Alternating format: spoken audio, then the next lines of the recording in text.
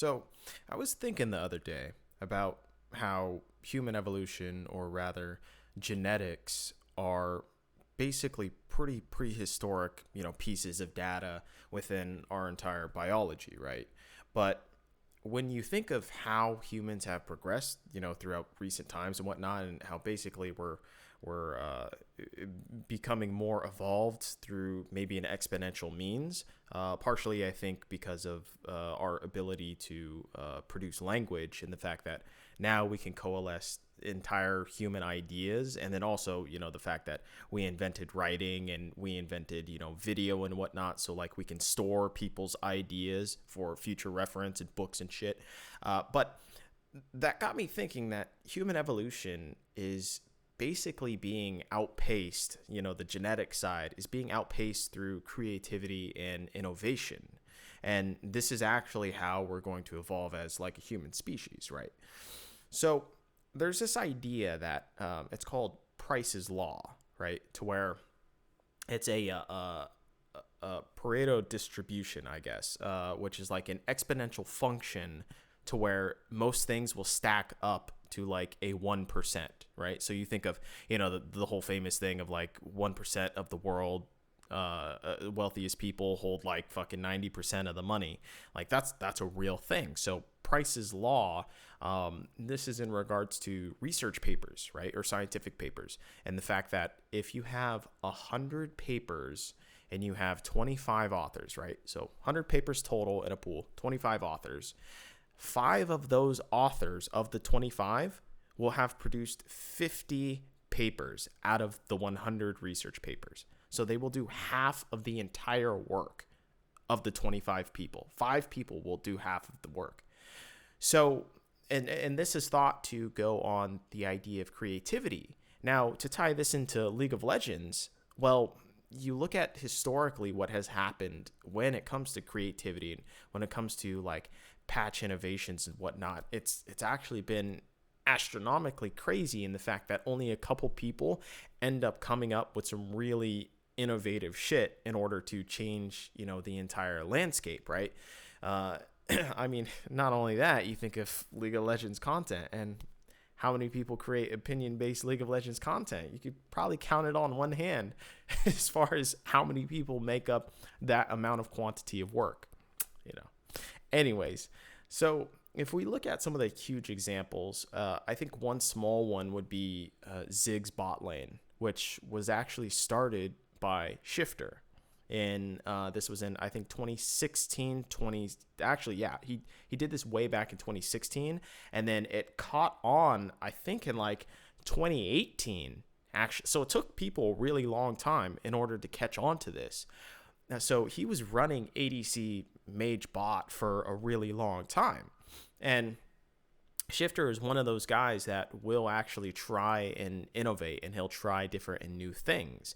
Now, obviously, of course, a lot of the innovation that happens from a lot of these, pro players or streamers or whatnot is actually found out through, solo queue. And it usually comes out from the bottom end. It usually comes out from like actually the people in gold or, in platinum or something.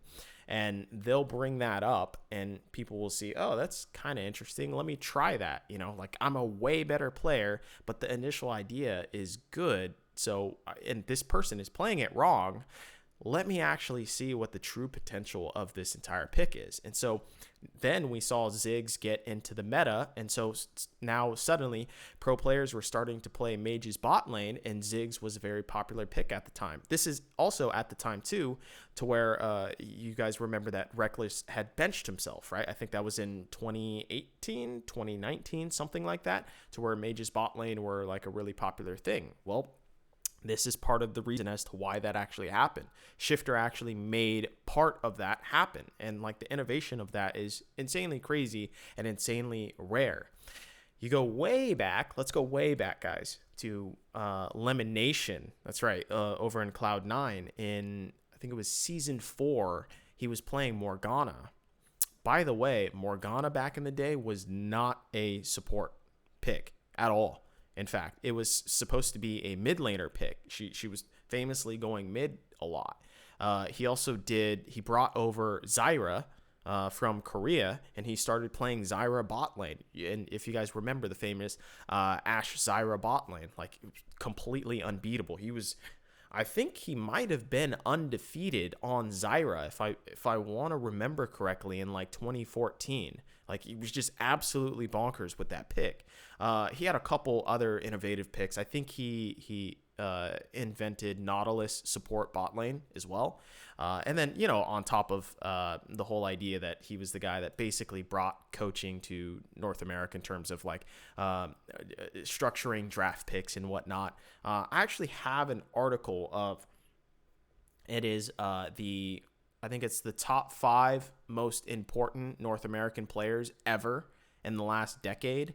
And I'll link that down in the description below, but Lemonation is actually on there. And, people would be so surprised by that. But I actually break it down and I'm like, no, like he was really important to the North American scene. And if not for him, we might not have a lot of the shit that we have today, in fact, or at least how it's structured. And it might have taken actually a little bit longer for us to realize that we needed someone to do draft picks, or we needed someone to be kind of like the coach or the analyst, etc.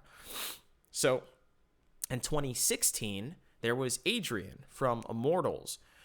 He had started the whole idea of playing enchanters. Now, this was during a meta where enchanters were not being played whatsoever.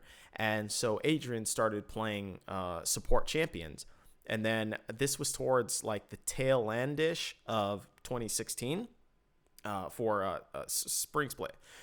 And then so what happened was, I think it was maybe it was 2017. I think it might have been 2017.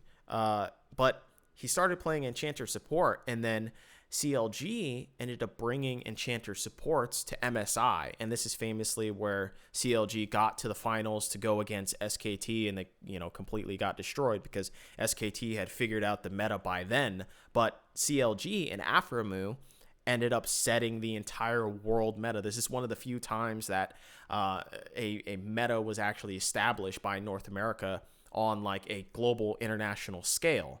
And you can attribute this to Adrian because he learned these picks from Adrian over in North America when they were playing in the LCS.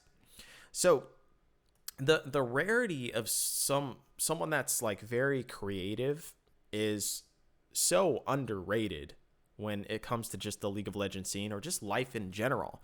There was a stat that was done by the Rolling Stones in 2020 that said that 90% of all streamed music was made from the top 1% of artists. And it was like 1.6 million artists, I guess, are on like Spotify or some shit, right? And then so 160,000 artists made up 90% of all streamed music, which is absolutely nuts, right? That's what they call a Pareto distribution, right? So like this entire idea of creativity or everything stacking up at the top is totally, completely true. You look further back when you think of Moscow 5 and how they ended up inventing counter jungling, essentially, right? Like diamond procs. And no one had been doing that at the time. And so they had this unorthodox style, this wild ass style, this creative style that no one else really knew how to combat. You think of the modern day Moscow 5, which is obviously G2, and the fact that they had done a whole bunch of lane swaps, and they would start swapping champions, and they would do role swaps even, and like champion pick swaps, which I think is one of the biggest innovations that has come to the modern day of what is League of Legends. If you can have a champion pick that can be flexed, a flex pick, your draft is basically impervious because now they can't really ban you out, and also they can't counter pick you ever. So it just stabilizes the draft so much more, and that's like a completely brilliant idea. Just when it comes to that innovation in and of itself, which is why G2 were, I guess, one of the greatest teams of all time, I would say. Master Yi mid, when remember when he was AP and people were just like, what the fuck? Like, his Q does so much damage. This is insane. And he would alpha strike you for like half your health. This was done originally by Scara back in the day. This was like, I want to say like 2016, something like that, where APE mid was starting to be figured out. Actually, funny thing, my brother plays League of Legends, and he figured it out before Scara. He figured it out like 6 months before Scara or a year before Scara, and I was just like, yo, I'm surprised pro players haven't figured this shit out. Unfortunately, I wasn't creating videos during that time, or else I probably would have made a video about it, talking about my brother's strategy. But it's all gone to history. So I bet you that if you ranked up all of Twitch streamers, right, that stream League of Legends itself, I bet you like the top 0.5% of popular streamers make up like 90% of the watch time in hours for the League of Legends category. I like, it's insane how much just everything ends up stacking up to the top, but also creativity ends up stacking up to that top. You think of Fnatic in season 1 discovered using ADC's bot lane. Like, that's right. Like, ADCs didn't used to go bot lane. They actually used to go mid lane.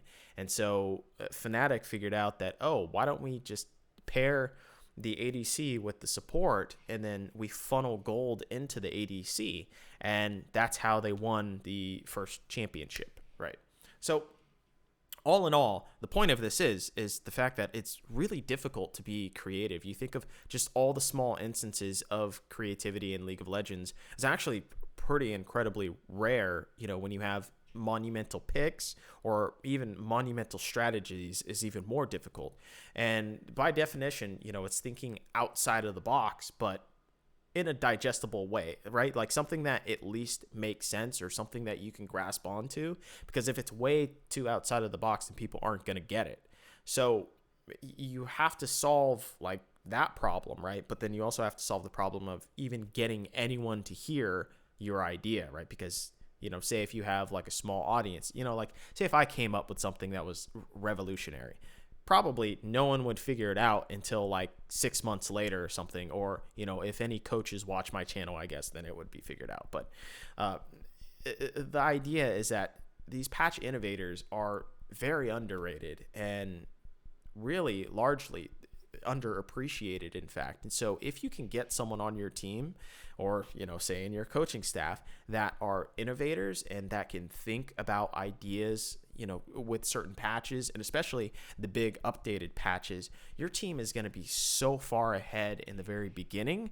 But also too, there becomes the repercussion of trying to try out all these little nuanced things and maybe wasting your time on the majority of them, which is why it's a difficult task in order to be like that creative person, because most of your creative ideas are probably going to be shit, and then you're going to get one of the golden ones, which it's great, and hopefully it's hard to replicate among other teams trying to replicate your strategy, right? So like generally the pick idea it's not really worth that much, because people could just end up copying the pick very fast. But if it's like a different play style, that's something that's incredibly revolutionary that you can take a hold of and can actually get you a very, very long way. And that's exactly what happened with G2. So yeah, patch innovators are really underrated. And I think it's just the creativity within League of Legends is completely overlooked and overshadowed.